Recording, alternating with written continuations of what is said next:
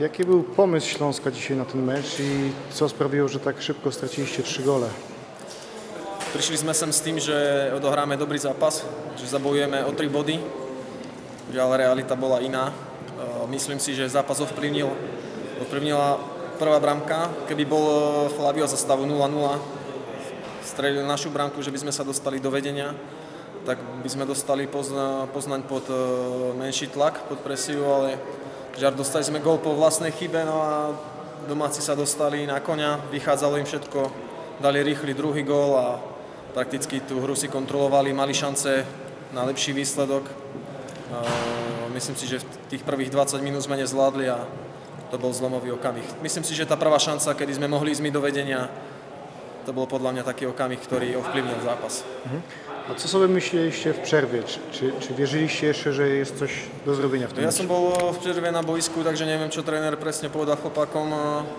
Určite vytkol nejaké chyby v defenzíve, aby sme sa snažili nedostať ďalší gól, čo by už vyzeralo ozaj na renčník, ako sa hovorí, na uterák. Takže neviem presne, čo povedal.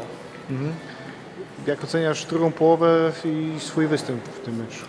Tak v druhej polove si myslím, že sme sa udržali viacej pri lopte, pokúšali sme sa nejaké kombinácie, strelili sme aj gól, neviem, či to bolo spálené, či bol offside, neviem, treba sa na to pozrieť.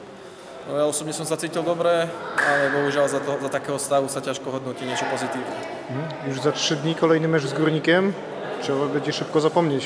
Treba rýchlo zabudnúť na to, dobre sa vyspať a zajtra už mysleť na nový zápas, ktorý musíme doma vyhrať, potrebujeme body, aby sme sa posunuli v tej tabulke troška hore a ešte sa pokúsili o nejaký zázrak. A co jeśli chodzi o Twoją przyszłość? Jak oceniasz te swoje kilka miesięcy w Śląsku i czy masz nadzieję zostać tutaj dłużej? Tak ja osobne sa cítim dobre, klub pracuje na profesionálnej úrovni, čo sa týka tréningov, nejakého takého masterského štábu, furt sa snažia pre nás vytvoriť dobré podmienky. Zahral som pár minút, šanca si myslím, že je, treba sa o ňu stále byť až do posledného kola, ale verím a dúfam, že tu budem môcť zostať aj na budúcu sezónu.